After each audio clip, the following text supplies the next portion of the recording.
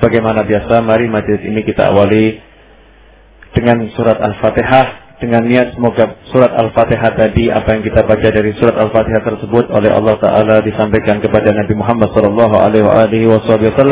disampaikan kepada para anbiya wal mursalin, disampaikan kepada ahli bait Rasulullah, kepada azwaji Rasulullah, kepada ashabi Rasulullah, kepada para tabi'in, kepada tabi'in, disampaikan kepada para awliya ussalihin, kepada para sadatina sufiyah wa sadatina al-alawiyin, khususnya kepada para sadah sufiyah, di antara mereka Sayyidina Imam Abi Yazid Al-Bustami wa Sayyidina Imam Ma'ruf Al-Karhi wa Sayyidina Imam Junaid Al-Khabadadi wa Sayyidina Imam Bishr Al-Hafi wa Sayyidina Imam Abu Madian Al-Maghrabi, thumma ila arwah Sayyidina Imam Abdul Hasan Al-Shadili wa Sayyidina Imam Ibn Athaillah Al-Askandari, thumma ila arwah jami' sadatina sufiyah wa sadatina al-alawiyyin, minhum Sayyidina Imam Al-Muhajir ila Allah Ahmad bin Isa wa Sayyidina Imam Ubaidillah bin Ahmad bin Isa wa Ali bin Abdillah bin Ahmad bin Isa wa Sayyidi Al-Faqih Al-Muqaddam Muhammad bin Ali Ba'alwi wa Sayyidi Al-Habib Abdul Rahman Sagaf wa Sayyidi Abu Bakar Sakran wa Al-Habib Abdullah Al-Bakar Al-Adus Abu Bakar Abdullah Al-Adus Habibana Ali Bakar Sakran wa Al-Habibana Syekh Bakar bin Salim wa Habib Yusuf bin Abid Al-Hasni wa Al-Habib Ahmad bin Ahmad Al-Habshi wa Al-Habib Abdul Rahman bin Muhammad Al-Arshi Al-Jufri wa Al-Habib Umar bin Abdul Rahman Al-Atas wa Syekh bin Abdullah Barak,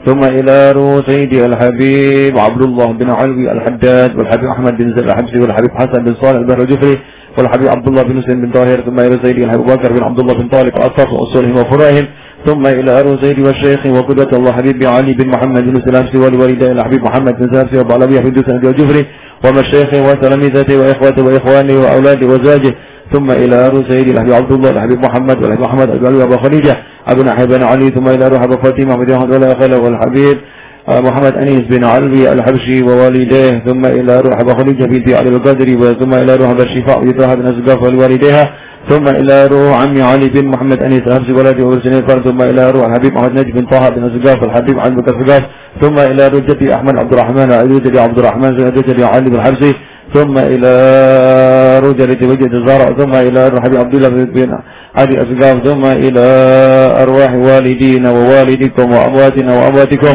وجميع أموات المسلمين، خصوصا من دفن في تربة التفاس وتربة وقد وقنا وتربة معلى والبقي والزنب والفجر جميع تراب البشر، ثم إلى أرواح والديكم أن الله يغفر لهم ويرحمهم ويعلي درجات في الجنة وينفعنا بأسرارهم وأنوارهم وعلومهم ونفحاتهم وبركاتهم في الدين والدنيا والآخرة، وأن الله بركاتهم أجمعين يجعل هذا المكان معمول بخيرات، هذا المجلس معمول بخيرات ونفحات وعشر بركات، واجعل من تعلم فيه ومن علم فيه ومن حضر هذا المجلس ومن سمع هذا المجلس ومن سمع هذه المذاكرة، الله يجعلنا وإياه من عباده الصالحين من العلماء العاملين المخلصين وجه الكريم، وأن الله يحفظنا ويحفظ من جميع المعاصي والذنوب والآفات والسيئات والبلايا والفتن ما ظهر منها بطن، وأن الله يقضي حاجاتنا وحاجاتهم عن قريب السهالة والجمالة واللطف والعافية والرضا والعناية في الدين والدنيا والآخرة، والبركات الأولياء والصالحين وأنبياء والمرسلين وسيد المرسلين سيدنا محمد صلى الله عليه وسلم، أن الله يغفر ذنوبنا ويستر عيوبنا ويتقبل من حسناتنا ويتجاوز عن سيئاتنا،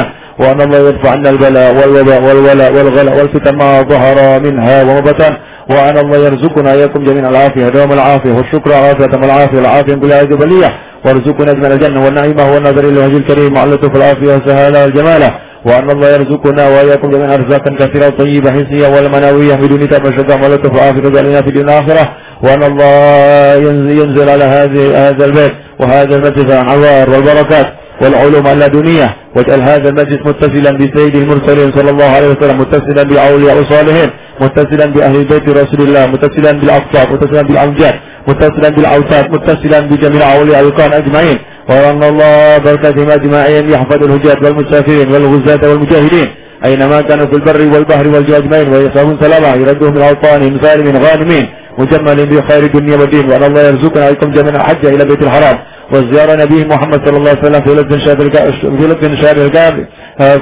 شامل كامل، وأن الله يرزقنا عليكم جميعا عمرا طويلا في طاعته مع اللطف العافية والسلام والتوفيق والهداية والرضا لنا في الدين والدنيا الآخرة وحسن الخاتمة عند الموت، كل ذلك على هذه النية وعلى كل نية صالحة جامعة نافعة، وعلى من وسيدي وحبيبي علي بن محمد بن سلام في بيت الله والانصراف إلى حضرة النبي صلى الله عليه وسلم. الفاتحة. Bismillahirrahmanirrahim. Alhamdulillahirabbil alamin arrahmanir rahim maliki yaumiddin iyyaka na'budu wa iyyaka nasta'in ihdinas siratal mustaqim siratal ladzina an'amta 'alaihim ghairil maghdubi 'alaihim waladdallin. Amin.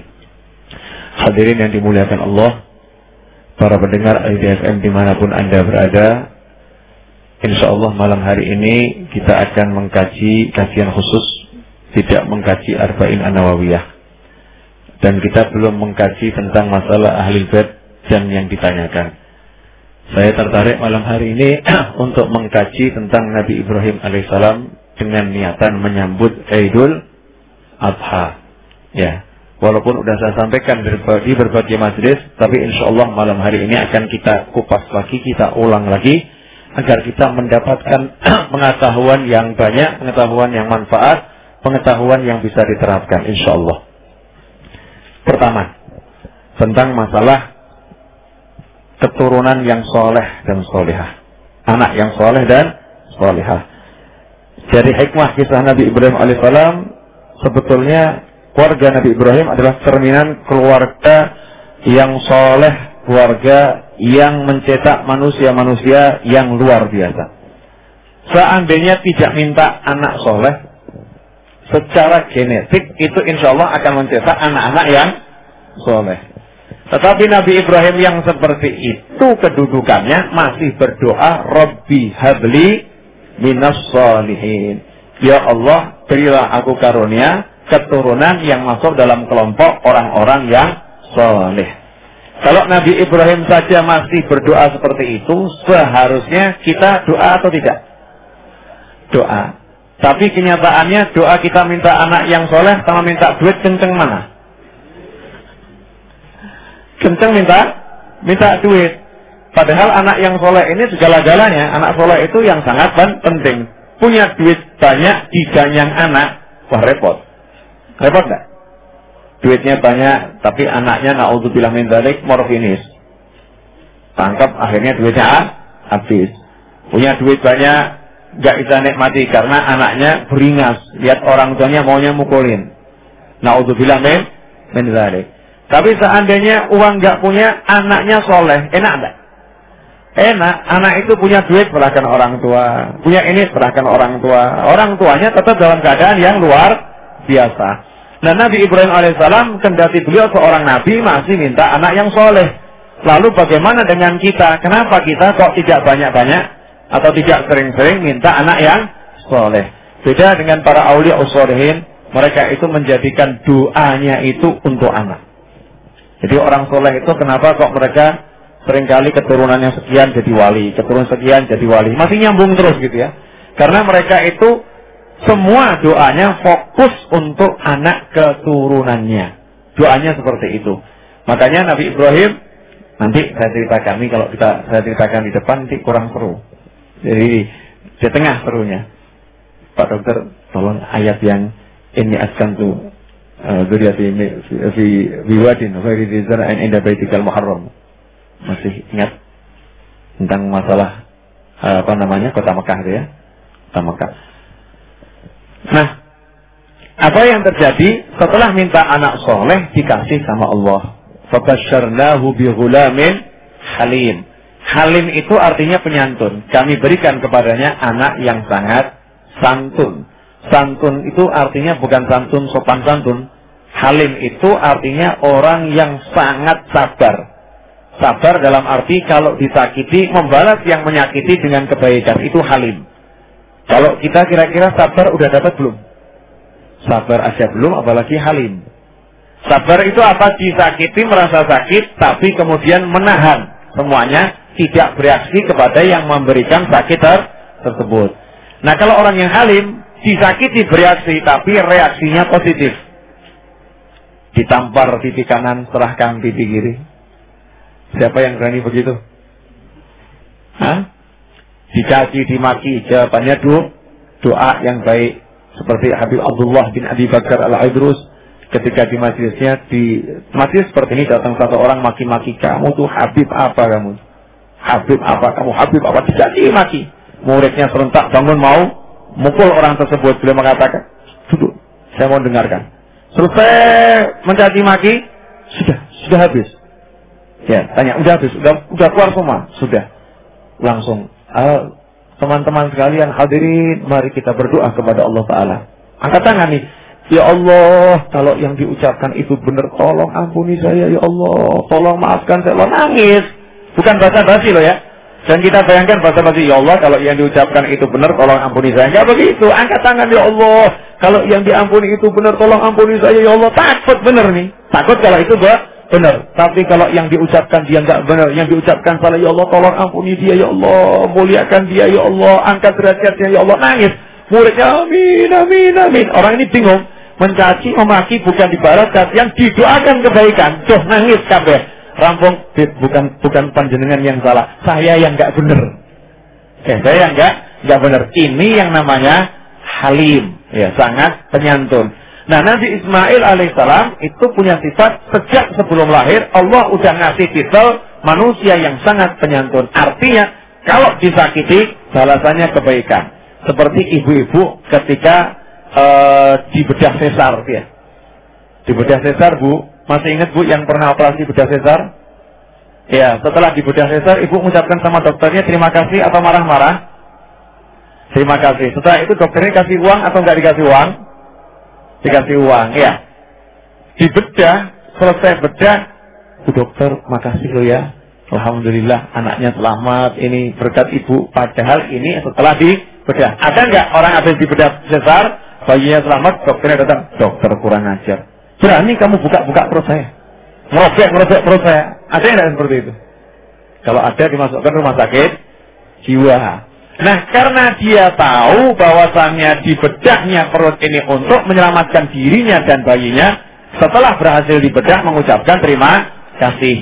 Nah, orang yang halim seperti itu, disakiti seperti apapun, dia tahu di balik proses menyakiti dirinya itu ada sesuatu yang sangat bermanfaat untuk dirinya, maka dia berterima kasih pada orang yang menyakitinya. Ini namanya penyantun atau halim. Dan derajat yang satu ini bukan sembarang derajat.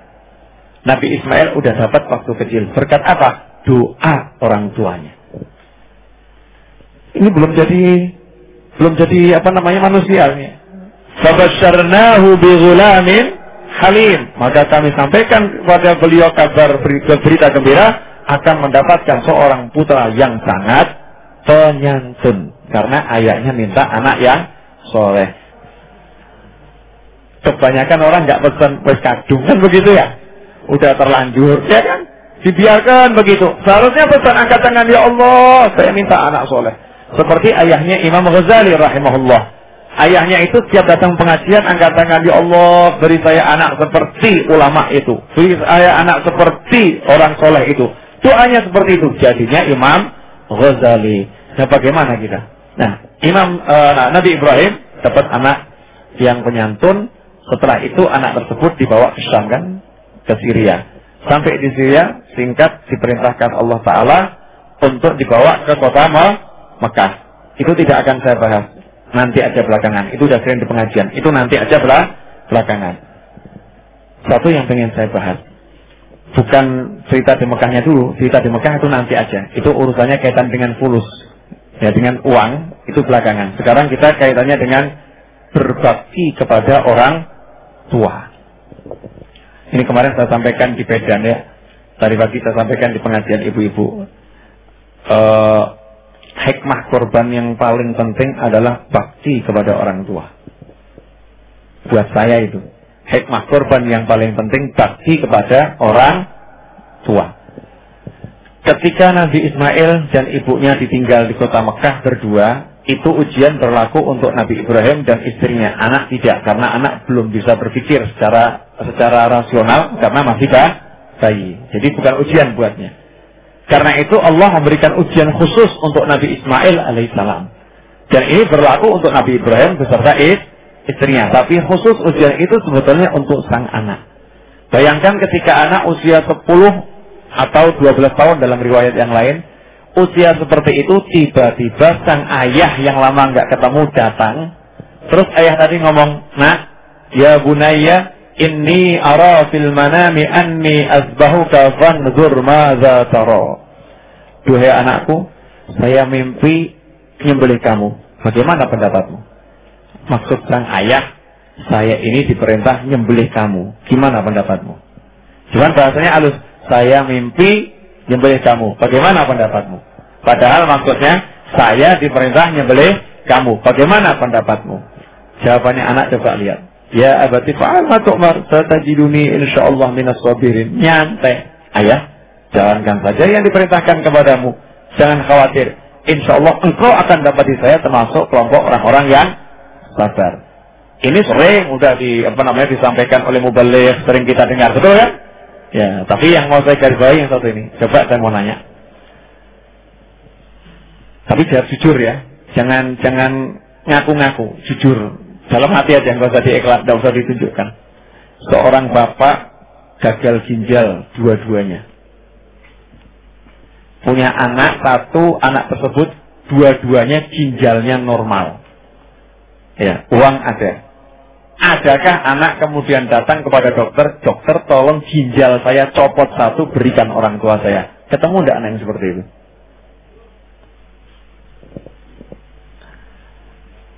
Saya mau nanya.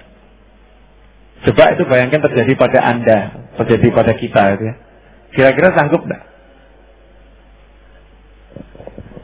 Ginjal siji copot balik kene rapas.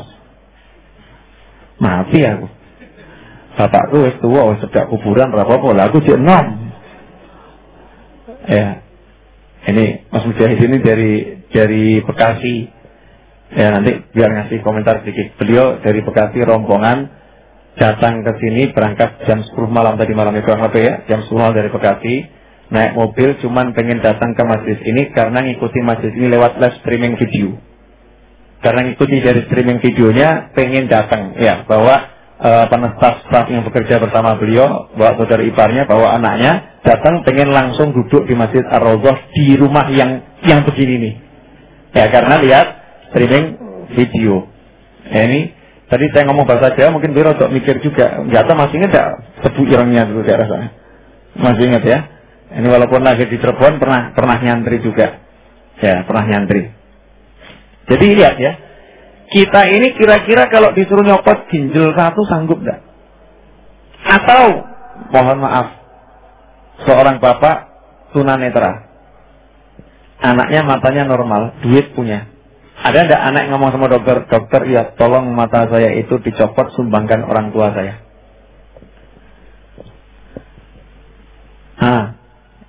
Kenapa saya nanya begini? Ya, kenapa saya nanya begini?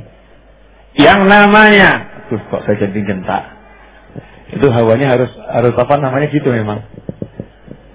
Ya, minumannya biar kesini dulu. Ini karena omongan saya tidak boleh diganggu minuman apapun.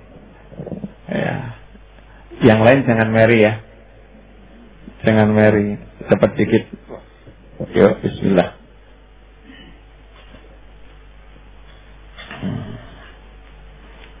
Yang namanya berbakti pada orang tua, ukurannya apa? Ukuran bakti sama orang tua, kalau rela dan senang mengorbankan nyawa buat orang tua. Rela mati demi orang tua. Rela dan senang. Kebanyakan orang sekarang merasa bangga rela mati demi kekasih, betul nggak? Kekasihku, I die for you. Rela saya mati demi kamu, betul nggak? Tapi demi orang tuanya mana? Yang demi orang tua, rela mati demi orang tua terbukti dan diabadikan oleh Allah Ta'ala Nabi Ismail alaihi salam. Kisah Nabi Ismail itu, Mas Abdul Wahid, nanti dulu, stop dulu. Jadi saya jangan diganggu dulu, biar kita kehausan bareng-bareng, kita lapar bareng-bareng ya, sebentar ya. Karena ini, omongan ini butuh rasa, ya butuh rasa. Nabi Ismail alaihissalam diminta ayahnya untuk mengorbankan nyawa. Saya minta nyawa kamu, gimana pendapatmu? Itu aslinya begitu. Saya minta nyawa kamu. Ini anak umur 12 tahun, 10 tahun. Saya minta nyawa kamu, gimana pendapatmu? Jawabannya, ayah, nyawa saya ini akan membuat Allah cinta pada ayah. Nyawa saya ini membuat ayah bisa melaksanakan perintah Allah. Nyawa saya ini membuat engkau mendapat kedudukan yang tinggi di sisi Allah. Sembelih saya, ayah. Yang penting ayah bahagia, yang penting ayah dicintai Allah, yang penting Allah nggak murka sama ayah, ambil nyawa saya. Bisa gitu nggak? Hah? Belum. Ini coba nih, hikmah korban yang saat ini udah pernah dibahas belum? Direnungkan gini belum? Ayah ini kan dapat tugas. Ya abati, ya bunayya inni ara fil manam. Siapa anak? Ya abati fa'al ma tu'mar. Laksanakan yang diperintahkan. Anak ngerti ini perintah Allah. Kalau nggak dijalankan, ayahnya dimurkai Allah. Kalau nggak dijalankan, ayahnya celaka. Kalau nggak dijalankan, ayahnya akan diusir dari kelompok orang-orang yang dicintai oleh Allah. Karena cintanya kepada sang ayah, karena sayangnya kepada sang ayah, anak nggak mengatakan, ayah ini anak satu-satu loh, sekarang ini baru saya anaknya ini. Masa ayah seorang nabi saya mau disembelih gimana ya? Coba dinegosiasi dengan Allah. Anak begini anak kurang ajar nih. Tapi nggak begitu, Nabi Ismail nggak nanya apa-apa. Ayah laksanakan, siap mati demi engkau. Ya, hasilnya coba dilihat. Nabi Ismail tidak tinggal diam. Ayah, bajunya dibuka dong. Kalau bahasa kita ya, bajunya dibuka. Nanti darah saya muncrat, kena loh ayah. Kasihan ibu nanti lihat darah itu ingat-ingat saya. Ayah nanti kalau nyembelih saya, pandangannya dipalingkan. Ya, biar nanti ayah nggak lihat saya. Kalau lihat saya nanti nggak jadi nyembelih saya. Ayah, pisaunya yang tajam. Karena kalau pisaunya nggak tajam, nanti kalau nggak putus-putus urat nadi saya, maka nanti ayah bisa jadi nggak menyembelih saya. Jadi biar langsung jadi ayah yang tajam. Coba, ada nggak anak model begini? Kemudian dia letakkan leher, monggo pak, sembelih saya, silakan. Silakan sembelih saya. Coba bayangkan, makanya kenapa Idul Kurban, orang yang menyembelih korban itu disunahkan menyembelih sendiri. Ya. Kenapa disunahkan melihat hewan korban tersebut ketika disembelih? Kenapa disunahkan seperti itu? Agar membayangkan bahwasannya saat itu Nabi Ismail akan disembelih oleh ayahnya, disuruh membayangkan dan memposisikan dirinya seperti itu terhadap orang tuanya. Mampu atau tidak? Bisa nggak kira-kira? Hah? Jangankan kok disuruh ngasihkan nyawa. Nah, ayah mau pinjam uangnya 100.000 ada enggak? Bapak tuh kok sama anak pegoman loh pak. Diluk-diluk duit. Diluk-diluk duit. Ini anak kurang ajar atau anak enggak kurang ajar begini? Ini kok jadi tegang semua? Hah? Kenapa? Santai dikit. Oh, belah-belahan. Karena judulnya sembelih-sembelihan.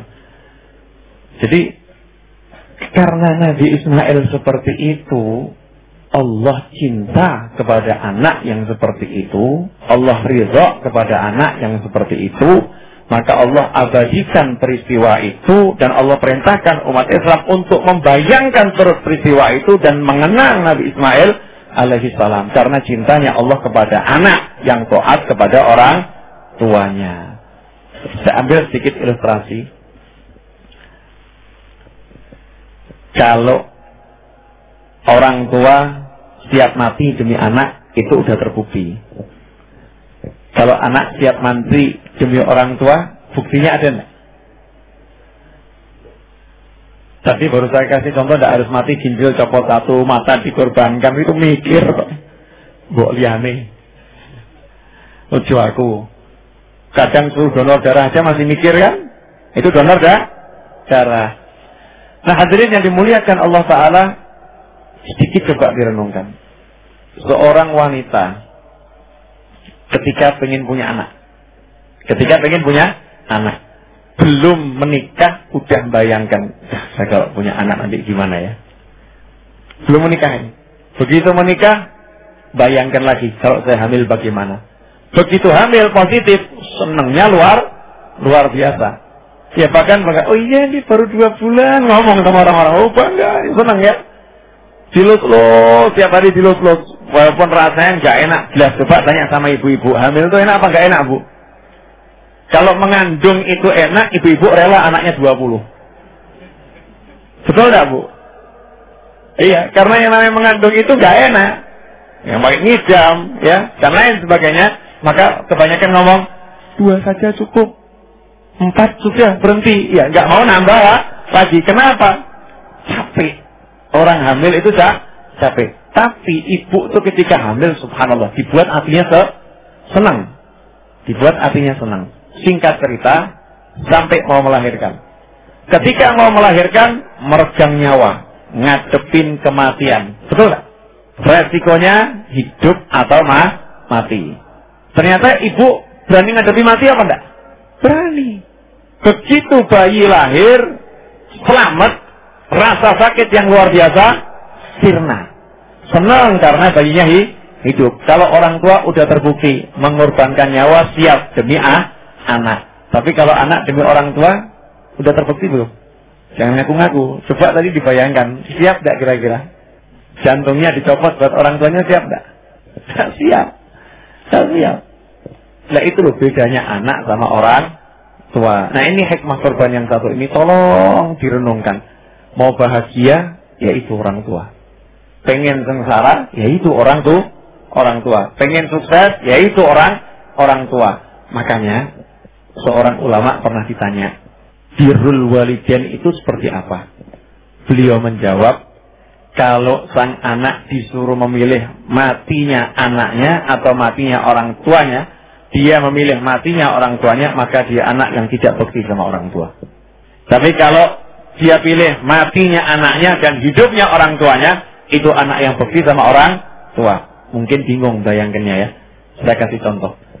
Bapaknya sakit, gagal ginjal. A'udzubillah min dzalik wa nasallahu afiyah. Anaknya sakit, gagal ginjal. Ada donor ginjal 1. Donor ginjal 1. Bisa didonorkan sang ayah, bisa didonorkan sang anak. Anaknya kemudian milihkan ini. Kalau dikasihkan anaknya dia, bapaknya meninggal. Dikasihkan bapaknya, anaknya meninggal. Kalau dia milih anaknya yang hidup dan bapaknya biar meninggal, bapakku tua, seperti tadi itu kan? Maka ini anak yang tidak berbakti. Tapi kalau dia pilih anaknya yang meninggal biar bapaknya yang hidup, maka anak yang berbakti. Mungkin anak kan ngomong begini ya, ayah saya ini udah tua, sebentar lagi masuk kubur, kalau dipercepat kan nggak apa-apa. Mungkin ya kan, dipercepat ya nggak apa-apa. Bapaknya akan jawab, nak, iya, anak kamu bisa buat lagi, kalau bapak kamu nggak bisa. Mungkin jawaban bapak kan gitu, anak kamu bisa buat lagi. Tapi kalau yang namanya ayah nggak ada gantinya, anak masih bisa diganti. Kalau ayah tidak ada gantinya. Ini kata seorang ayah. Tapi nggak mungkin ya kalau seorang bapak yang normal gitu ya, ayah ini biar ginjalnya buat ayah saja, biar anak saya meninggal nggak apa-apa gitu ya. Terus kakeknya nih ngomong, oh iya ngono ya, apik anak soleh ya, bapak gendeng yang begini. Nggak mungkin, pasti bapak mengatakan, oh saya udah tua, udah cukup lama hidup, biar buat cucu saya saja, anak kamu biar dia hidup. Pasti seperti itu. Tapi ukurannya itu gimana? Nah termasuk itu dalam kehidupan sehari, kalau ada makanan anaknya pengen, bapaknya pengen, siapa yang kita kasih? Kalau kita milih anak kita, kurang ajar gitu. Kalau kita milih orang tua kita, maka itu anak yang benar. Tapi kakek atau nenek yang benar lihat cucunya pengen, nggak mungkin dihabiskan, pasti diberikan kepada cucunya. Kita nggak tanya sikap kakek, nggak tanya sikap nenek, tapi sikap kita yang didahulukan siapa. Nah kalau anak saja tidak boleh didahulukan, mengalahkan orang tua, apalagi istri.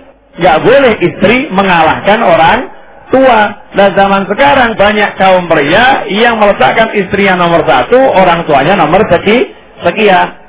Masih ingat ceritanya sahabat siapa itu yang terkenal? Alqamah itu tidak bisa mengucapkan syahadat awalnya cuman gara-gara mengutamakan masakan istrinya ketimbang masakan ibunya. Ibunya kemudian merasa sakit hati.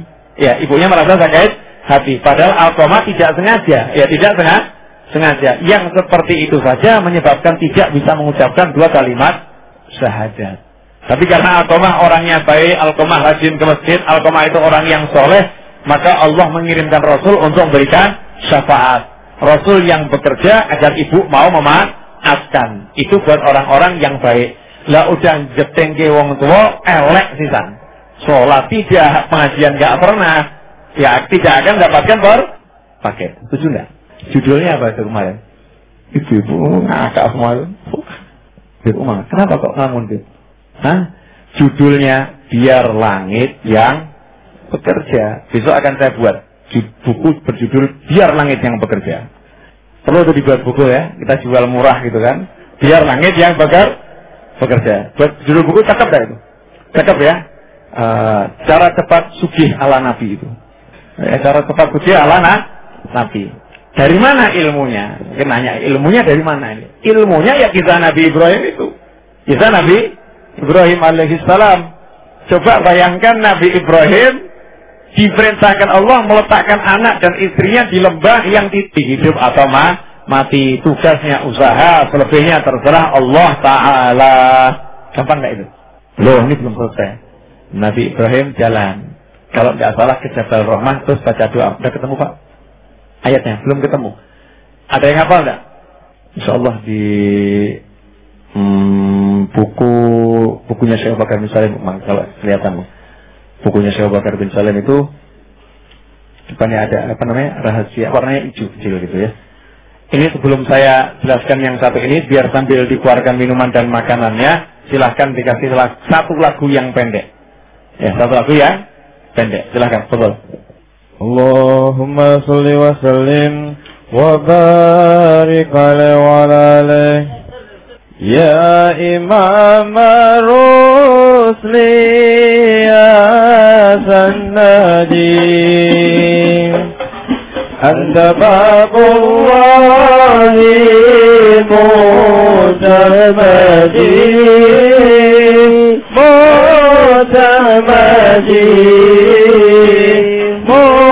mutamadi ya habibi ya imam rusli ya sanadi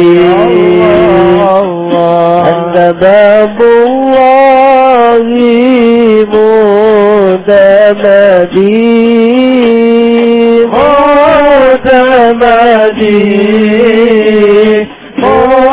mutamadi ya habibi dunya ya wafirati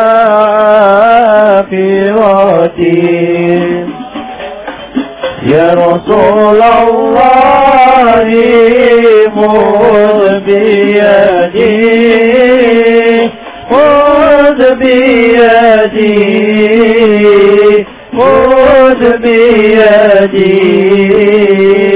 ya habibi ya imam rusli ya sanadi Allah babullahi mutamadi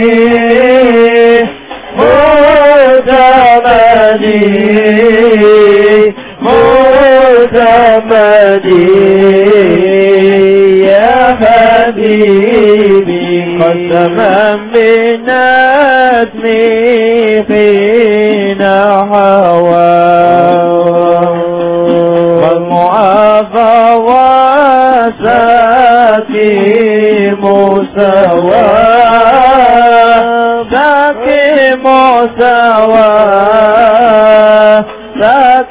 musawa ya habibi ya imam rusli ya sanadi anta babullahi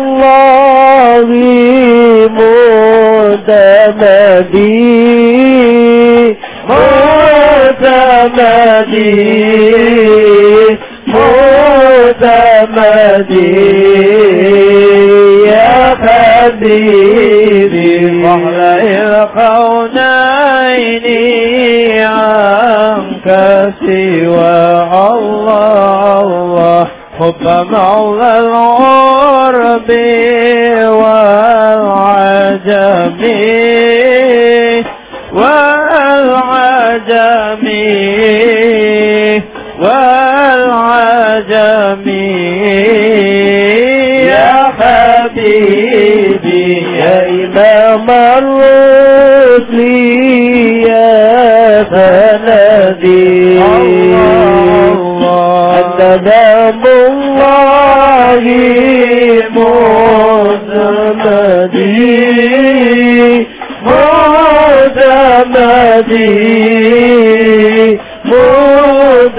مدمدي يا حبيبي كيد ساداتي من مضري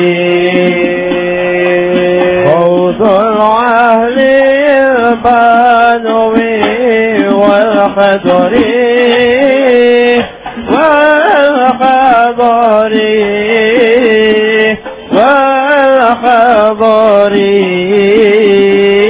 يا حبيبي يا إمام الرسل يا سندي أنت ذنب الله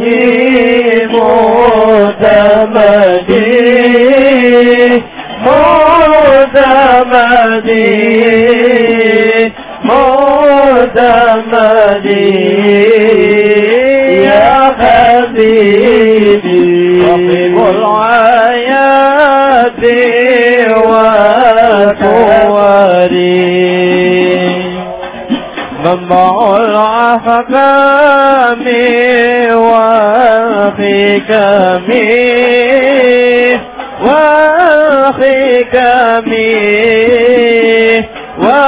والحكم يا حبيبي يا إمام الرسل يا سندي أنت باب الله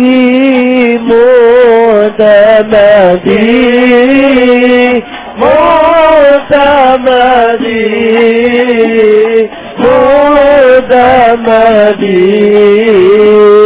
يا حبيبي اللهم صل وسلم وbarik alaihi wa ala alihi. Ya, lanjutkan tadi ya. Nabi Ibrahim tidak meninggalkan istri dan anaknya begitu saja. Istri dan anaknya memang diletakkan di tanah yang gak ada kehidupan dan tidak akan hidup secara logika menurut akal pikiran manusia. Tapi manusia yang beriman itu hidup jangan mengandalkan akal. Akal itu sarana. Orang kalau mengandalkan sarana pasti akan dihancurkan oleh Allah dengan sarananya itu. Kalau pengen selamat, jangan jadikan sarana sebagai andalan. Andalannya hanyalah Allah Rabbul Alamin. Itu yang dilakukan Nabi Ibrahim. Gak mungkin anak istrinya selamat menurut akal. Makanya beliau kesampingkan akal pakai iman. Naik ke Jabal Rahmah, tempat yang tinggi, lihat ke arah Mekah. Lihat istri dan lihat anaknya dari kejauhan. Jadi ketika jalan jauh, gak langsung pergi, berhenti, kemudian kembali menoleh ke arah Mekah, angkat tangan berdoa. Doanya diabadikan oleh Allah Ta'ala di dalam surat Ibrahim ayat 37. Surat 14 ayat 37. Rabbana inni askantu min dzurriyyati biwadin ghairi dzi zar'in 'inda baitikal muharram rabbana liyuqimus shalah faj'al af'idatan minan nasi tahwi ilaihim warzuqhum minas samarati la'allahum yashkurun. Ini kunci. Ya, kunci. Duhai Tuhan kami, sesungguhnya aku telah meletakkan sebagian dari keturunanku. Kenapa? Karena Nabi Ishak lain lagi tempatnya, enggak di Mekah ya. Tapi Nabi Ismail letaknya di Mekah. Sebagian dari anak keturunanku di sebuah lembah yang tidak ada tumbuhan di sana. Min ghairi dzi zara'in. Yang tandus, tidak ada tumbuhan di sana, enggak ada pohon di sana, lembah yang tandus. Inda baitikal muharram, di dekat rumahmu yang mulia, di dekat Ka'bah. Ka'bahnya belum ada bangunan, yang ada cuman fondasi yang udah roboh tertimbun. Nanti Nabi Ibrahim dan Nabi Ismail yang membangunnya kembali. Tapi nggak ada, cuma dataran seperti itu. Selanjutnya, semoga mereka tetap mendirikan sholat. Ya, tujuannya di situ, diletakkan di situ. Nabi Ibrahim pasang niat agar mereka menjadi orang-orang yang ahli sholat. Pasang niat seperti itu. Setelah punya niatan yang positif, ya Allah, saya pengen anak-anak saya, keturunan saya, istri saya, orang-orang yang sholat kepadamu. Ya, ibadah kepadamu, mendirikan sholat. Baru kemudian minta. Mintanya apa? Timbulkanlah di hati manusia kecintaan kepada mereka. Ini penting. Kalau minta tuh anak keturunannya biar dicintai orang. Mesti enak. Enak mana? Mencintai atau dicintai? Pilih mana, mencintai atau dicintai? Mencintai itu capek. Apalagi kalau yang dicintai nganyel lagi. Mesti terkoso. Ya. Kayak hadiah iki yora mesem. Dibeginikan, yora mesem. Dibegitukan, yang enggak senyum. Dibegitukan, yora kroso. Ini memang nasibnya orang yang mencintai. Nah, tapi kalau dicintai enak. Ya. Dicintai itu santai. Semua yang mencintai berkorban untuk yang dicintai. Betul nggak? Nah, Nabi Ibrahim doanya, jadikan umat manusia ini mencintai anak keturunanku. Ya, doanya seperti itu. Fat'al afidatan minan nasi tahwi ilaihim. Ya. Kalau mau sukses, satu, jadi orang yang dicintai, ya kan? Yang kedua, di situ ada yang namanya makan yang cukup. Ya, makan yang cukup. Orang itu kalau udah makanannya cukup, dicintai orang, hidup tentrem. Ya, hidupnya tentrem. Saya nggak mau bahas itu. Yang mau saya bahas, Nabi Ibrahim angkat tangan doa. Artinya, ketika secara logika anak cucunya nggak mungkin selamat, Nabi Ibrahim nggak pernah berpegang pada akal, pikiran, logika, pegangannya kepada Allah Ta'ala. Hasilnya, istrinya kehabisan air, anaknya nangis. Anaknya nangis. Maka ibu pasang satu cita-cita, nggak dapat air, mati, kan begitu. Pasang cita-cita namanya cari air sampai dapat. Cari air sampai dapat. Mau cari air sampai dapat, logika dipakai, akal dipakai, meskipun di tempat yang nggak masuk akal. Nggak mungkin ngebur padang pasir, gali, kena angin lagi, nggak mungkin kan? Cari genangan air, nggak ada. Cari sumber air, tidak ada. Taunya nggak ada, bagaimana? Tidak ada burung di angkasa. Berarti tidak ada air di sekitar situ. Maka solusi yang paling tepat, minta air dari orang yang punya air, yaitu dari manusia. Dan di sini nggak ada manusia. Terus cari manusia di mana? Cari manusia kalau mungkin ada musafir yang mau lewat sini. Ada musafir yang lewat sini. Dan tidak mungkin dekat, pasti jauh musafirnya. Makanya lari ke Bukit Sofa. Cari dataran tinggi biar bisa melihat ke sekelilingnya. Ternyata di Bukit Sofa, oleh kanan, oleh kiri, nggak ada apa-apa. Lari ke Bukit Marwah. Untuk lihat sekeliling kota Mekah dari sudut pandang Bukit Marwah. Hasilnya apa? Sama, tidak ditemukan manusia. Menurut akal seharusnya mandek. Stop. Udah, daripada capek-capek, udah duduk. Nggak ada manusia di sini. Prepare yourself for death. Betul? Begitu bahasa Inggris. Persiapkan dirimu menyambut kematian. Mati yang cantik, daripada lari-lari, duduk zikir, matinya pena. Ini akalnya orang yang putus asa kan begitu ya. Tapi enggak, ini si ibu. Si ibu yakin sama Allah pasti diberi pertolongan. Makanya sang ibu ini langsung pasang niat cari air. Meskipun di sana nggak ada manusia, di sana nggak ada manusia, jaraknya kurang lebih 400 meter Sofa Marwah, maka sang ibu terus lari kembali ke Sofa dengan prasangka baik. Siapa tahu di sana ada manusia, tapi saya nggak lihat. Sampai di Sofa, lihat nggak ada lagi. Siapa tahu di Marwah ada manusia, tapi saya nggak lihat. Sofa Marwah, nggak mandek. Kenapa? Yang dicari belum ketemu. Saya mau nanya, udah punya prinsip gitu belum? Nanti saya coba sedikit. Sofa Marwah, gitu terus kan? Sama Allah akhirnya diberhentikan. Jadi yang menghentikan larinya ibu Nabi Ibrahim, Nabi Ismail, bukan karena dia putus asa, bukan karena apa-apa, tapi Allah yang menghentikan. Enough, cukup, berhenti kamu. Ini airnya di sini. Dimunculkan air tepat di telapak kaki sang anak. Di telapak kaki sang anak muncul air.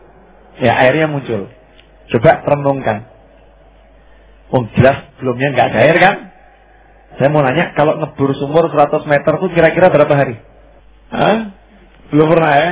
Itu bisa seminggu. Dan belum tentu dapat. Itu satu. Yang kedua, kalau strukturnya Mekah itu tanah bebatuan kan? lebih susah. Gimana dalam hitungan cuman lari 7 kali Safa Marwah, Allah ngebur dari dasar bumi, ditarik ke atas, nggak pakai sanyo, muncul di telapak kaki sang anak. Itu caranya bagaimana? Tribun. Kun fayakun. Jadi, maka jadilah. Pertanyaannya, kenapa kok tidak dikirimkan musafir? Kenapa? Kalau dikirimkan musafir, menurut logika bahaya. Ini wanita sendiri, nggak ada orang, anak masih kecil. Musafir belum tentu orang baik. Dan mohon maaf, istri Nabi itu cantik jelita. Ya, istri Nabi cantik jelita dan wajahnya itu menyenangkan karena ada nur ilahi di sana. Yang melihat pasti tertarik. Ya, pasti tertarik akan kelebihannya. Seperti yang terjadi sebelumnya kan diceritakan seperti itu. Apa yang terjadi? Tidak ditemukan manusia karena Allah ingin memberikan yang terbaik. Nyarinya jauh-jauh. Kalau andai kata ada musafir, mesti harus menghampiri musafir tadi dan harus bayar untuk dapat air. Tapi Allah beri tepat di depan mata, nggak perlu bayar, gratis. Setelah itu burung-burung berterbangan ke sana. Akhirnya di situ orang tahu ada air. Musafir pun akhirnya merubah arah perjalanannya melewati kota Mekah. Ketemu air di sana. Air sudah ada yang punya adalah ibu dari Nabi Ismail. Maka mereka harus beli kalau mau air tersebut. Maka mereka yang punya kambing nukarkan kambingnya dengan air. Yang punya warna buah-buahan tukarkan buah-buahnya dengan air. Yang punya keahlian nukang, maka dengan keahliannya dia tukarkan keahliannya dengan air tersebut. Sehingga Nabi Ismail duduk, ibunya duduk, rezeki melimpah ruah tanpa susah payah. Mau yang begitu atau yang susah payah? Ayo, bab golek duit, yuk belajar bareng dari ilmunya Nabi Ismail nih. Ayo, udah paham maksudnya belum? Ya Hanan, ya Manan, ya Fattah, ya Razak, ya Ghani, ya Mughni. Coba kalimat atau asma Allah, ya Mughni, duhai yang maha mengayakan. Renungi maknanya. Yang bisa membuat kita kaya cuman Allah, bukan pekerjaan. Sejak kapan jabatan pekerjaan buat kita kaya? Orang yang ngomong begitu orang yang musyrik. Kalau kita ngomong yang buat saya ini, kalau saya jadi direktur saya bisa kaya, ini musyrik ini. Secara akidah ya, tauhid. Yang bisa membuat kaya hanya Allah. Yang bisa membuat miskin hanya Allah. Yang bisa membuat sakit hanya Allah. Yang bisa membuat sehat hanya Allah. Nah itu harus ungkul dalam hati kita, yakin yang bisa membuat saya kaya hanya Allah. Jadi tidak pernah mengenal putus asa dalam hidup. Pasti saya bisa kaya kalau Allah mau saya kaya. Dan Allah mau saya kaya kalau saya mau minta kekayaan kepada Zat yang maha kaya. Allah menamakan dirinya Al-Ghani agar kita ini minta kepada yang maha kaya. Wahai yang maha kaya, aku minta kekayaan kepadamu karena engkau maha mengayakan. Meskipun saya tukang tambal ban, meskipun saya jual kayang, meskipun saya lapor koran, meskipun saya cuman jadi orang sales, meskipun saya ini sekedar perantara, saya yakin saya bisa kaya karena engkau yang maha mengayakan ya Allah. Sudah gitu belum? Belum. Kapan sugi, aku dodolan koran. Ini kena puluh miskin. Tahu beli miskin. Kena puluh miskin jadi bayangannya Raiso Sugi, bayangannya gitu terus. Ya. Jadi jangan khawatir, yang buat kaya itu Allah. Lihat ini ibu Nabi Ismail yang bisa mendatangkan air itu Allah. Usahanya nggak masuk akal, mongklayon, sofa marwah, gali tidak, genah menung sarono. Nggak ada manusia di situ. Sofa marwah. Allah nggak lihat jenis usahanya besar atau kecil. Yang dilihat sama Allah kesungguhan hatinya di dalam mewujudkan apa yang dia inginkan. Itu yang menghasilkan. Sudah gitu belum? Ayo. Mental orang kalah itu belum maju perang, terus kalah. Makanya saya syukuri alhamdulillah kemarin kita dikasih mental wong sugih, tuku omah, saem punjul ranjut duit rami. Betul lah. Asalnya kan cuma ngobrol di sini kan. Yuk kita beli. Itu ilmunya dari Nabi Ismail. Pasang. Ini nanti kalau udah sukses jangan lupa sama gurunya loh ya. Persentase ini berapa persen ini? Ini gini. Banyak orang kerja, dia itu kerja baru akhir bulan ngitung untung ruginya. Betul kan? Nanti dapatnya berapa terserah gitu ya. Ini cara kerja yang salah. Kalau mau kerja dari awal udah katakan, ya Allah saya minta 1 bulan 100 juta. Udah pernah kerja gitu belum? Ya Allah, saya minta 1 bulan 20 juta. Minta sama Allah pasang 20 juta. Udah pasang bener tujuannya 20 juta tadi. Maka kalau jual pisang goreng, ya dengan semangat bawa pisang gorengnya, klewer pisang goreng klewer entek, pisang goreng klewer entek, mangga klewer, jual pisang goreng. Begitu udah habis, pulang goreng lagi, jual pisang goreng, habis, pulang goreng lagi. Jangan habis, alhamdulillah jam 8 wis entek mandek. Ya nggak dapat apa-apa. Paham maksudnya enggak? Jadi begitu kita terus semangat kerja walaupun jual pisang goreng, tapi yang dituju 20 juta, Allah akan membuat pisang goreng Anda bisa dapat omset 20 juta. Pasti ilmunya. Karena apa? Allah yang maha mengayakan. Ini Al-Quran yang ngomong, bukan saya. Kalau saya nggak berani pasti-pastian, ini ilmunya Al-Quran. Betul kan? Buktinya sudah ada. Dan banyak. Cerita begitu banyak. Bukti yang seperti itu turah-turah. Nah, mau nggak cara kerja begitu? Yang banyak, kita ini males duluan, kalah sebelum perang, sehingga ya seperti itu terusan. Kata seorang motivator, wah ini gaya motivator lagi ini, nggak apa ya, akhirnya mujahidin. Jadi ini majelis malam hari ini majelis gaduh-gaduh. Ya sekali-sekali kita rehat ngobrol yang begini, nggak apa-apa. Manusia itu ada 4 tipe. Anda termasuk yang mana? Saya termasuk yang mana? Tipe nomor 1, fulus punya, duit punya, tapi waktu nggak punya. Rumah mewah, TV, home theater, wah masya Allah, soundnya sip. Ya, kemudian punya villa di sana, punya villa di sana, punya villa di sana, tapi waktu nggak punya. Ke villa nggak bisa, nonton video nggak bisa, nikmati kolam renang nggak bisa. Kenapa? Sibuk cari fulus. Punya fulus, nggak punya waktu. Sengsara nggak? Ini nggak sukses. Tipe manusia yang kedua, duit nggak punya, waktu turah-turah. Ya kan? Duit ada. Uang berapa? Waktu mau kemana? Yuk kita jalan-jalan ke tepi pantai. Ada waktu. Yang lain sibuk ngurusi pabriknya, tokonya. Mau kemana? Yuk kita ke Mekah. Sebentar aja ke Mekah 5 hari. Berangkat ke Mekah. Dari Mekah, yuk kita di Madinah 7 hari. Dari Madinah, yuk kita ke ke Turki, lihat peninggalannya Rasulullah. Dari ini orang di Turki waktu ini kok turah-turah. Duitnya tekon di duit, ya, uang punya, waktu ada. Ini orang sukses ini. Ajib yang begini. Nah, yang keempat ini orang yang paling susah ini. Duit nggak punya, waktu nggak punya. Orang duit, orang duit waktu. Siapakah itu? Kebanyakan orang Indonesia yang keempat ini. Dari jam 8 pagi masuk kantor, pulang jam 4 sore, akhir bulan, gajian, duitnya nggak ada.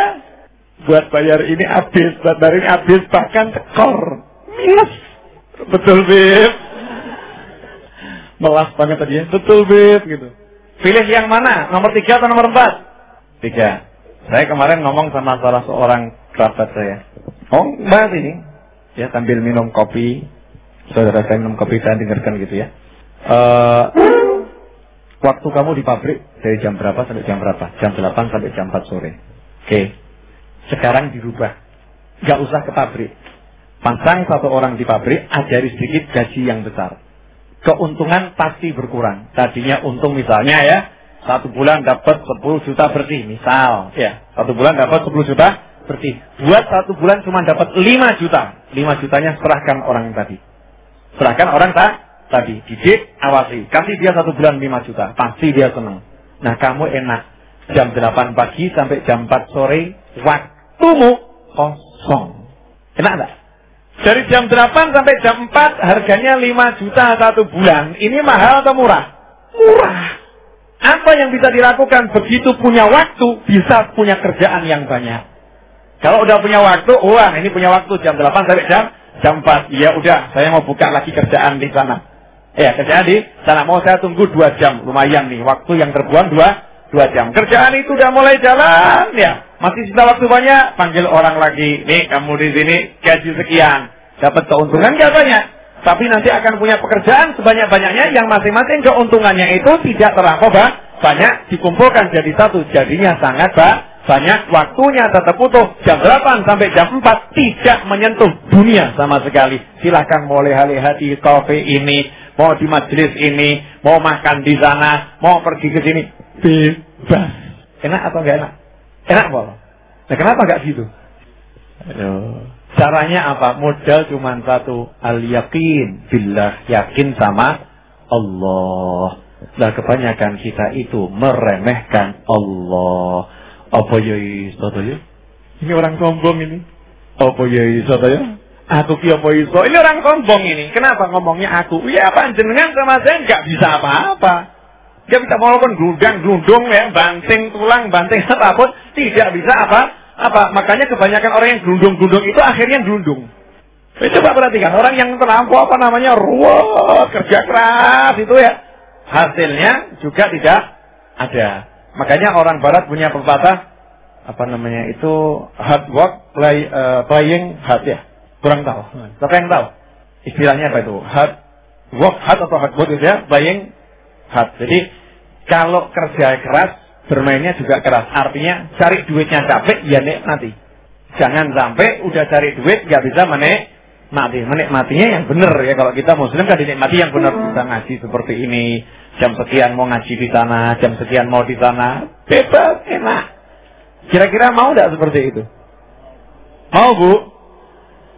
Makanya jangan rakus-rakus sama keuntungannya, Bu. Tapi cari untung yang sebanyak-banyaknya itu maksudnya gimana nih? Maksudnya pandai-pandailah membagi waktu dalam bekerja. Nah, terus kaitannya apa ini dengan ilmu yang berasal dari Nabi Ismail tadi? Muslim itu jangan pernah merasa tidak bisa. Paham?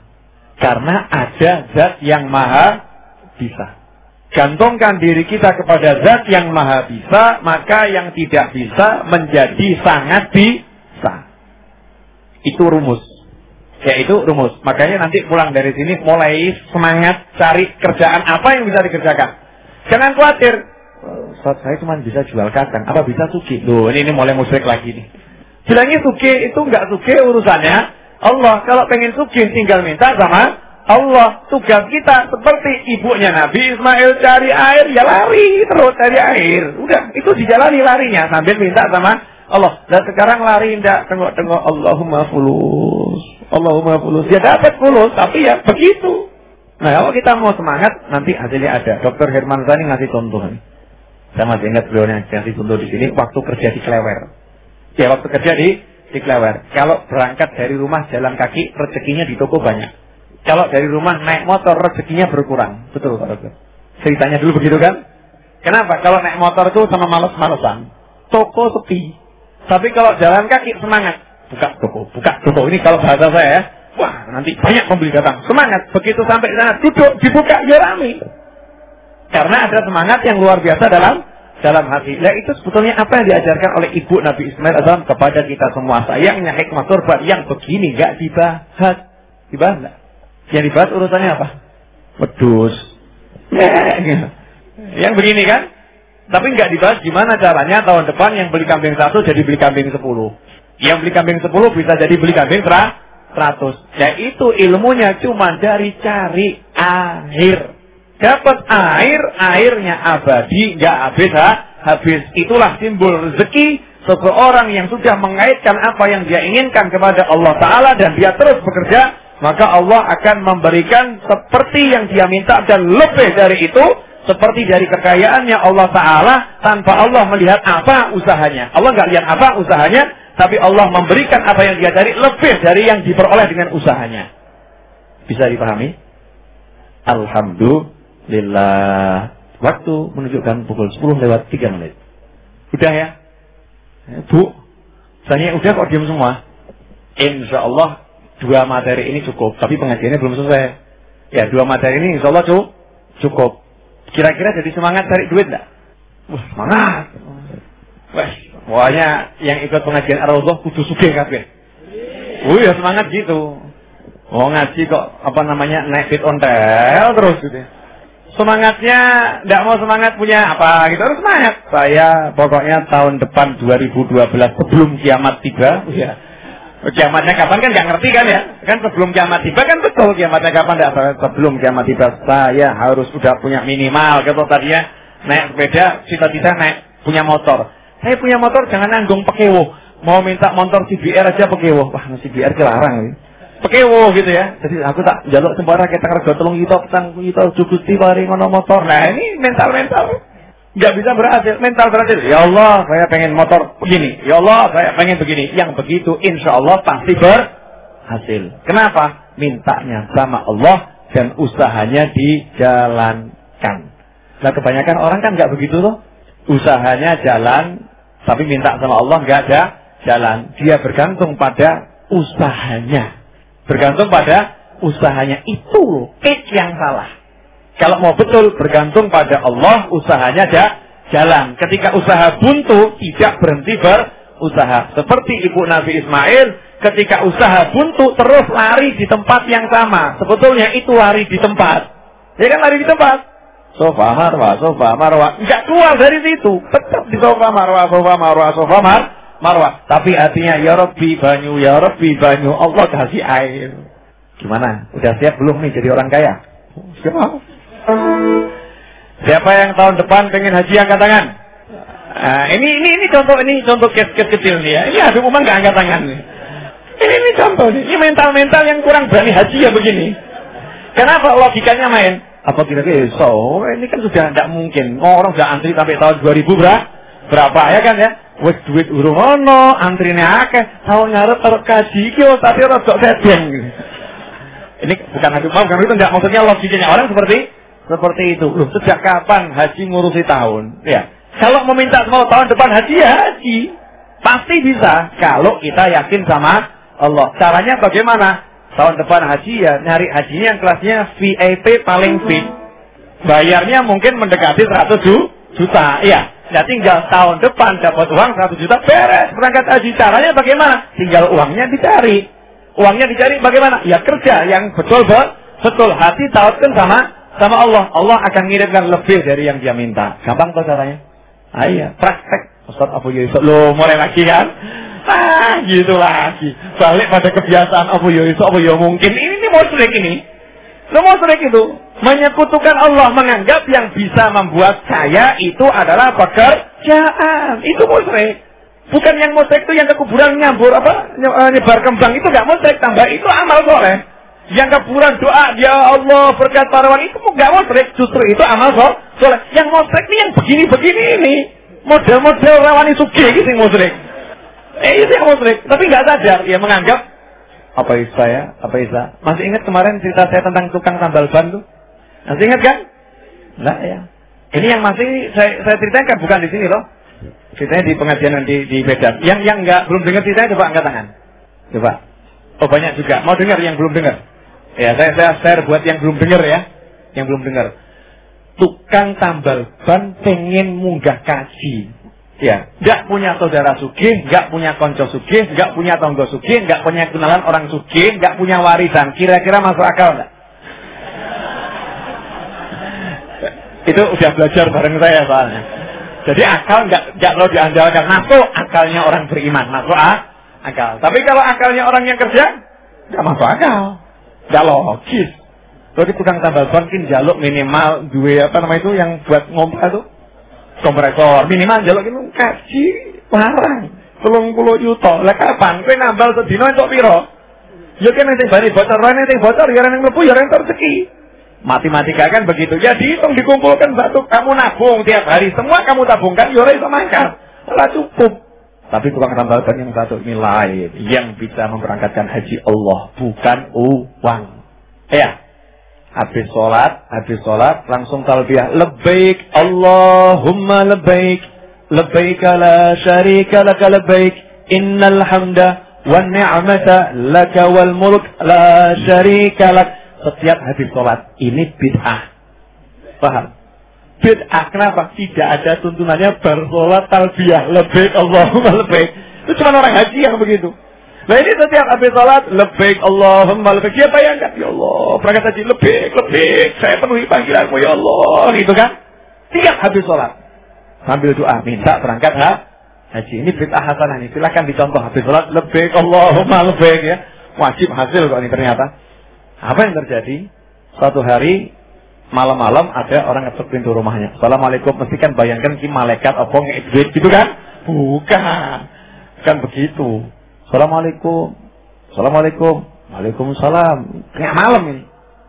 Ada apa Pak? Bapak saya minta tolong Pak. Dari pojok ke pojok sampai sini itu semua tukang tambal ban saya mintain nambal ban mobil saya nggak ada yang mau Pak. Maunya besok pagi. saya butuh sekarang Pak, tolong ditambal ban mobil saya Pak. Oh iya. Dicek ternyata bocor 4-4-nya. Ya bocor 4-4-nya. Tambal, terus saya tambal, ditanya sama yang punya mobil, berapa Pak biayanya? Satu ban 5.000, 5 kali 4 20.000. Terima kasih Pak. Buka dompet, dihitung itu uangnya semua ratusan ribu. Gak ada yang pecah itu. Ya, uang yang 10 ribuan atau 5 ribuan, 20 ribu, 50 udah adanya ratusan ribu. Dia ambil 100 ribu, dikasihkan bapak tadi tambal ban sambil ngomong, Pak, ini uangnya. Tukang tambal bannya ngomong, Pak, maaf, saya nggak punya uang pecah. Kembaliannya nggak ada, uang pas saja. Yang punya uang ngambil uangnya tadi, mohon maaf Pak, saya cuma punyanya uang yang beginian, ratusan ribu. Ya udah, terus gimana nih Pak? Ini kalau Bapak nggak ada kembaliannya terus gimana? Tukang tambal bannya ngomong, ya udah kalau begitu silahkan dibawa dulu aja.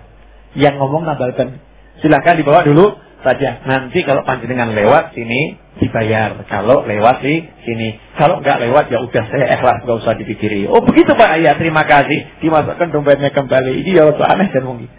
Nah bos 1.000 di KKB gitu kan ya? Hadiah ini enggak masukkan. Berangkat. 1 minggu, 2 minggu, 3 minggu, 1 bulan, 1 bulan setengah, 2 bulan, ya nggak ada yang balik. Bulan ketiga, Assalamualaikum, Waalaikumsalam. Bapak masih ingat saya? Siapa ya? 4 bocor Pak. Oh iya. Ada perlu apa? Belum bayar yang waktu itu 20 ribu Pak. Diambilkan dompet, belum dibayar 20 ribu. Ini Pak, utang saya 20 ribu. Saya akhirnya kan duduk ngobrol, terus nanya, Bapak pengen apa Pak? Hidup ini yang paling Bapak inginkan apa? Saya itu cita-cita cuma satu. Apa? Pengen naik haji bersama istri saya. Oh begitu Pak? Iya. Tunggu sebentar. Masuk mobil, ambil tas, dibuka. Krek. Ratusan ribu, 10 yutonan ya. Wakeh itu, kerang gendel ya. Plok. Daftar langsung berangkat Pak. Hadiah dari saya. Sing dikai tambah bingung. Loh, kok begini ada apa? Ini kok begini ada apa? Bapak tahu malam-malam itu Bapak nambal ban saya? Iya, itu kalau tidak Bapak tambal, saya tidak bisa sampai kota tujuan pagi dalam waktu yang pas, yang tepat. Padahal pagi itu saya akan maju tender. Jadi kalau saya nggak sampai, berarti nggak maju tender. Kalau maju aja nggak, apalagi menang, tidak mungkin. Karena Bapak tambal, saya sampai kota tujuan tepat waktu, saya maju tender, menang. Ini baru cair hari ini Pak, ini hadiah dari saya. Berkat Bapak, saya menang tender. Hadiah Pak. Yo, piye? Moga kasih pakai fulus atau nggak pakai fulus? Ya pakai duit tapi nggak perlu ruwet. Tugas kita cuma minta usaha. Usahanya apa? Nambal ban lebih. Allahumma lebih. Kan seperti itu. Itu buat yang pengen haji. Yang pengen macam-macam. Pengen punya mobil, pengen punya rumah, pengen punya istri, pengen punya anak, pengen punya suami. Ya. Pengen punya suami, pengen punya pasangan. Pasang niat. Minta sama Allah. Masalahnya kadang orang tidak pasang niat yang kokoh, yang kuat. Ya niatnya enggak kuat. Padahal dikatakan oleh Allah Ta'ala, Ana inda dhanni abdi falyadhunna bima sya. Aku tergantung prasangka hambaku, karena itu silakan dia berprasangka kepadaku sesuai dengan apa yang dia inginkan. Kok kita enggak mau prasangka yang bagus-bagus sama Allah? Ya Allah, saya minta ini, saya yakin pasti kamu beri. Kenapa Pak begitu? Ini yang saya omongkan bisa dirasakan enggak? Bisa. Jadi yakin atau jadi ragu-ragu? Yakin. Betul yakin. Habib Umang yakin. Ya, itulah yang saya bilang matematika saya. 1 tambah 1 bukan 2. 1 tambah 1 itu hasilnya macam-macam. Bisa 1 miliar, bisa 10 miliar, bisa 1 juta, bisa 1, bisa hasilnya 0, ya, bisa hasilnya 2. Itulah matematika langit. Ya, matematika langit itu yang saya buat, yaitu biar langit yang bekerja. Ya, insya Allah itu jadi buku nanti. Jadi resep sugih ala Nabi. Kalau jadi mau beli enggak kira-kira? Oh ini belum jadi aja sudah tanda-tanda saya sugih berkat buku itu ada. Paham maksudnya enggak? Ya, hadirin yang dimuliakan Allah Ta'ala, alhamdulillah ini kita ada tamu ya. Bapak Mujahidin ini dari Bekasi. Seperti yang saya sampaikan, beliau datang ke sini karena selama ini ikut kajian Ar-Raudhah, lihat streaming video. Nah, biar cerita sendiri, saya juga baru dengar ceritanya sedikit ya. Tadi kan baru dengar ceritanya sedikit. Biar beliau ini cerita sendiri bagaimana dan bagaimana, agar kita itu semakin yakin. Kenapa dulu saya buat streaming video? Kan mungkin orang kira buat apa? Sopo sing nonton gitu kan? Karena saya punya niat agar masjid ini dilihat semua orang itu. Masjid ini bisa membawa manfaat kepada siapapun dimanapun mereka berada. Dan ternyata hasilnya itu betul-betul ada. Baik yang di Mekah, yang saya ngomongkan tuh ya, di Korea dan lain sebagainya. Nah ini dari Bekasi, bawa mobil datang ke Solo, perlunya cuma ke sini. Insya Allah ganjarannya paling gede. Ya kan? Iya insya Allah gitu. Cuman terus terang beliau tetap kalah sama saya. Loh saya yang ngajar. Ya. Tapi nanti baliknya saya kalah sama yang dukung saya. Nah ini bayaran streaming ini kan juga ada yang dukung kan ya. Internetnya yang bayari internetnya ganjarannya paling gede. Gara-gara internetnya dibayari dia akhirnya bisa nonton. Coba nggak dibayari nggak bisa nonton. Ini maksudnya fastadikul khairat. Memang orang harus gitu berlomba. Dari sisi mana kira-kira nanti akan dapatkan pahala yang besar dari Allah Ta'ala. InsyaAllah. Mari akhirnya mujahidin silakan. Assalamualaikum warahmatullahi wabarakatuh. Alhamdulillahirabbil alamin. Saya beserta rombongan kami itu sangat amat bersyukur sekali bisa mengikuti secara langsung pengajian yang dipimpin oleh Habib Novel ini. Yang selama ini saya dan rekan-rekan di rumah itu hanya lihat streaming, karena kalau misalkan putus gitu kan, larinya paling ke Al Hidayah FM untuk streaming radionya. Awalnya pertama kali saya melihat kajian ini itu di awal bulan Ramadan. Itu kami semua yang di Jakarta itu ya sahabat-sahabat saya, waktu pondok pesantren segala macam. Kebetulan saya termasuk dalam hal waktu termasuk sibuk gitu. Jadi dari hari sampai dengan hari Jumat depan jadwal saya juga sudah penuh. Oh ya sebelumnya kebetulan saya itu konsultan IT. Kegiatan saya konsultan IT untuk notaris-notaris dan PPAT se-Indonesia. Jadi ya keliling ke Bengkulu, ke Medan, ke segala macam. Cuman ini kembali ada hubungannya dengan kajian pengajian malam ini mengenai tips untuk sukses. Ada sedikit itu ya. Awalnya saya itu hanya tukang kuli pasir. Itu ada paman saya sebagai saksi. Saya itu kuli pasir tahun 2000. Tahun 2000 saya kuli pasir selama 6 bulan. Nyari pasir ke sungai ya, pasir sungai ya. Terus ya tahun 2000. Terus terus saya jalani. Saya tetap punya keyakinan, yakin sekali saat itu bahwa saya kayaknya jadi orang kaya. Iya, betul itu. Karena apa? Setiap saya ngumpul sama mereka itu kok saya selalu diangkat, diwongke, dilebihkan gitu sama rekan-rekan pencari pasir gitu. Dari kuli pasir, terus saya di rental komputer itu kan. Di rental komputer, terus dari rental komputer saat itu saya masih naik sepeda. Selama naik sepeda saya selalu mimpin bisa punya motor. Amalan saat itu saya senang surah Yasin. Saya baca surah Yasin. Iya, Yasin. Terus amalan untuk urusan untuk urusan dunianya, saya selalu berpikir bahwa yang penting ada uang untuk selama 3 hari. Yang penting ada uang untuk selama 3 hari. Berarti sisa uang itu bukan milik saya. Jadi kalau dapat katakan saya kan saat itu sudah beristri, sudah punya anak pertama kembar. Kalau misalkan ada uang 400.000 katakan, cukup 150.000 untuk 3 hari, sisanya kasihkan. Iya, itu terus menerus. Terus dari dari sepeda itu dapatlah motor. Dari motor itu terus saya pindah kerja ke percetakan gitu kan, percetakan. Terus saya seorang bisa desain grafis kayak gitu. Dan ilmu untuk bisa desain grafis, bisa menjadi programmer itu mungkin di pengajian ini saya berani menyampaikan karena yakin dengan para wali. Jadi saya ilmu komputer ini dapat dari Syekh Syarif Hidayatullah, Sunan Gunung Jati. Itu saya riyadhah tirakat selama 3 hari, tidak makan, tidak minum, tidak tidur. Tidak makan, tidak minum, tidak tidur. Itu diniati, kata paman saya, itu jangan diniati puasa karena haramnya. Ya, nggak boleh. Jadi diniati riyadhah. Setelah itu baru 2 hari itu badan itu terasa panas gitu, panas. Kalau kita kesentuh air jus gitu ya, kayak terasa kayak gitu.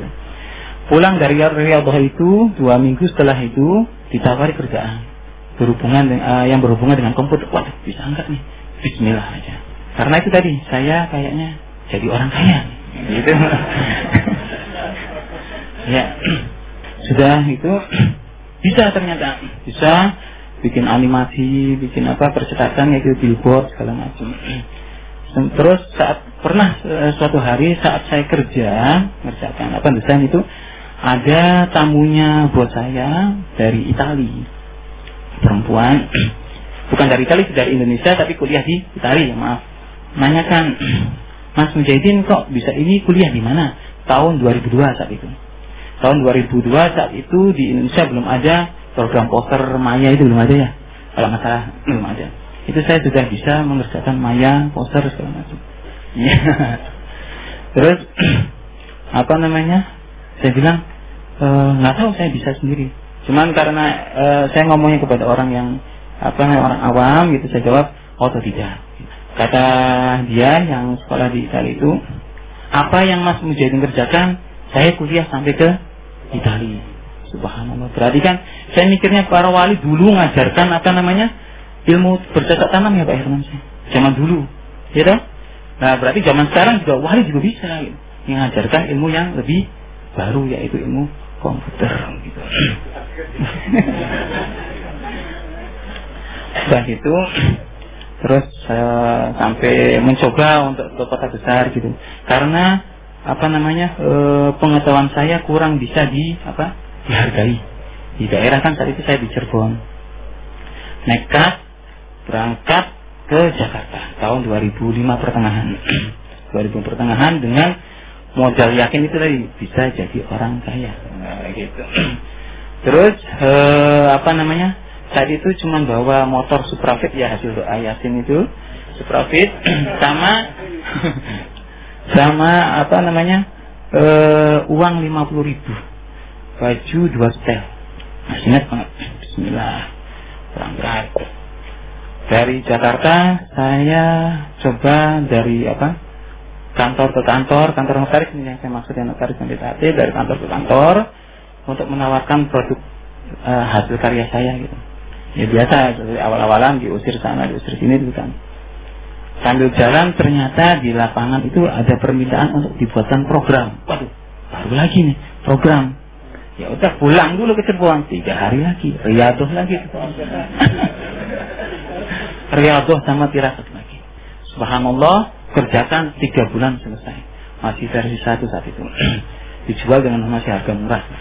Keliling, dan ternyata disambut baik. Dan selama saya berusaha seperti itu, amalan yang mengenai yang penting bisa buat makan 3 hari itu tetap saya amalkan. Jadi saya sampai dengan sekarang tidak pernah punya tabungan lebih dari 10 juta. Lebih dari 10 juta saya tidak pernah punya. Selalu nggak tahu kemana. Pokoknya insya Allah tidak ke hal-hal yang negatif gitu. Seperti itu. Terus yang anehnya lagi, saya kan usaha software ya, software yang sudah jadi. Pemesanannya kan via SMS atau via telepon. Itu tidak pernah saya keliling untuk marketing. Tapi kok bisa nama saya ke Papua, ke Merauke, ke seluruh Indonesia. Itu ternyata marketingnya malaikat. Iya.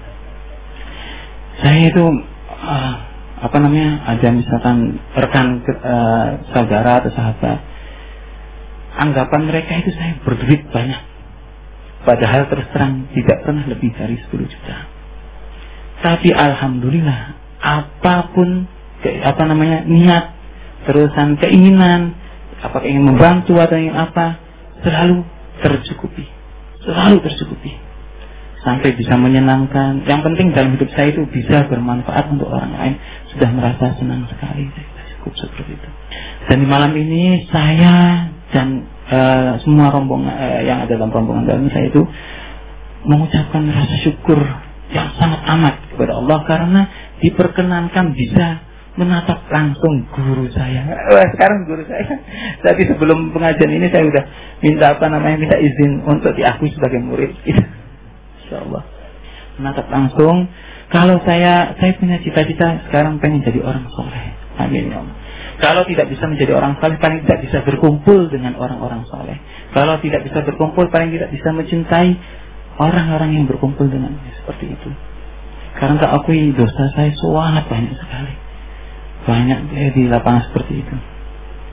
Yaitu tadi Kang Noval, apa yang selama ini saya ikuti kajian melalui streaming itu sudah terbukti langsung mengikuti gitu. Jadi harapan saya bisa hadir minimal paling tidak sebulan sekali ke sini. Amin ya Allah. Membawa para staff segala macam.